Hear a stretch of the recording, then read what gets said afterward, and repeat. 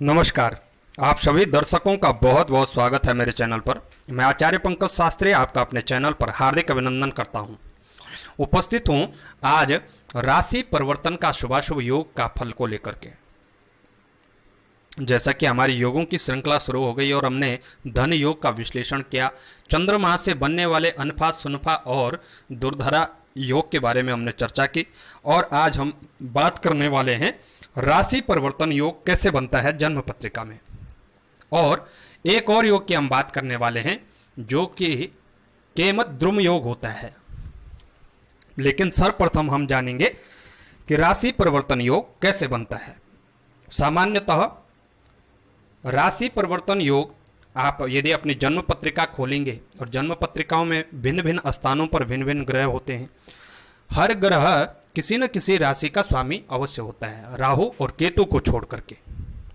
बाकी 7 ग्रह 12 राशियां और ये सब राशियों के स्वामी होते हैं।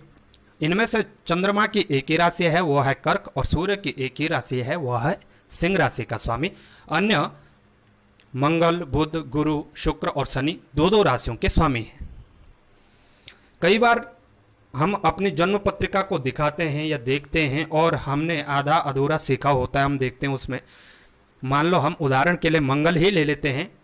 कर्क लग्न है और लग्न में ही मंगल विराजमान है, तो एक दृष्टि आप देखेंगे नीच राशि का है मंगल। लेकिन इसी जन्म पत्रिका में मंगल की दो राशियां हैं, मेष और वृश्चिक। यदि मेष और वृश्चिक में कहीं चंद्रमा हो तो निश्चित ही यहां पर राशि परिवर्तन का योग होगा और जो नीच राशि में बैठा है मंगल नकारात्मकता की जगह सकारात्मकता देने लगेगा। जबकि यदि आप देखेंगे कि चंद्रमा यदि वृश्चिक राशि में हो तो वृश्चिक भी नीच राशि है, लेकिन ऐसे जातक पर भी उस नीच चंद्र और नीच मंगल का और अधिक सकारात्मक परिणाम आपको देखने को मिलेगा। 2 ग्रह नीच, लेकिन दोनों का अच्छा, कुंडली अपने आप में एक मजबूत स्थिति में हो जाती है और इसी को हम राशि परिवर्तन योग कहते हैं ज्योतिष की भाषा में। अब यहां हमने सिर्फ उदाहरण के लिए मंगल और चंद्रमा को लिया। आपकी जन्म पत्रिका में हो सकता है कई ग्रह, शुक्र की 2 राशियां, शनि की 2 राशियां हैं, बुध की 2 राशियां हैं, देवगुरु बृहस्पति की 2 राशियां हैं। इन सब के बीच में हो सकता है। हम कई कबार ये देख सकते हैं कि शत्रुवत राशि है, तो वास्तविक रूप में यदि शत्रुगत राशि हो या हम ये देखें नीच राशि हो, लेकिन यदि वहां राशि परिवर्तन का योग होगा तो निश्चित ही उस बात से हमें कभी भी घबराने की आवश्यकता नहीं है। ना ही ऐसे ग्रहों का आपको उपाय करने की जरूरत है, बल्कि आपको तो ऐसी स्थिति में अच्छी मजबूती मिलने वाली है और सकारात्मक ऊर्जा मिलने वाली है। राशि परिवर्तन की बात हमने की। राशि परिवर्तन शुभ कैसे होता है, तो यह बात तो आपको समझ आ गई कि जब एक राशि का स्वामी दूसरी राशि में स्थित होता है, जब और दूसरा ग्रह इस ग्रह की राशि में स्थित होता है, दोनों एक दूसरे की राशि में स्थित होते हैं, तो इसे हम राशि परिवर्तन योग कहते हैं।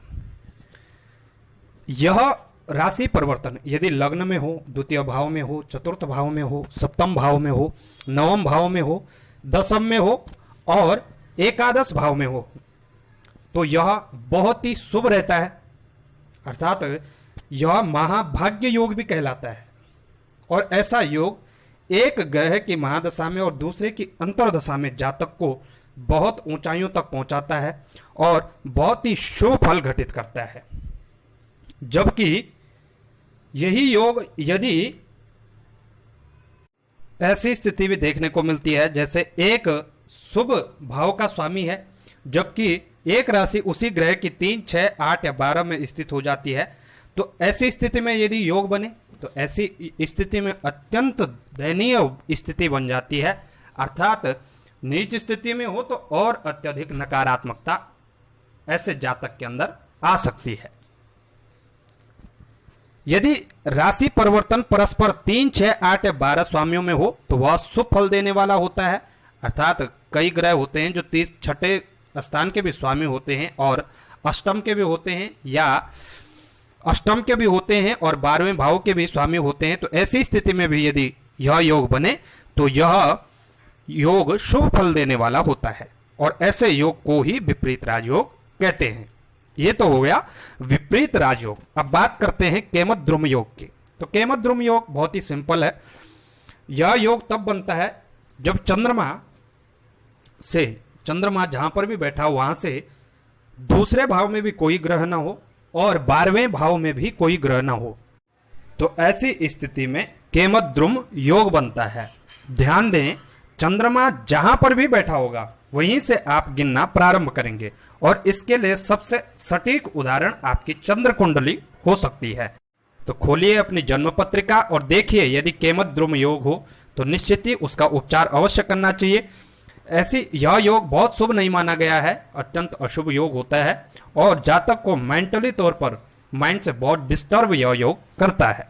तो प्रिय दर्शकों, आज आपने जाना राशि परिवर्तन का योग और केमद्रुम योग कैसे बनते हैं। ऐसे ही योगों की श्रृंखला हमारी अब चलती रहेगी। आपको हम अपनी जन्म पत्रिका स्वयं विश्लेषण करवाएंगे, तो निश्चित ही आप हमारे चैनल पर बने रहें। जानकारी अच्छी लगती है तो इसको शेयर अवश्य करें और चैनल पर नए हैं तो प्लीज सब्सक्राइब करना ना भूलें। नमस्कार।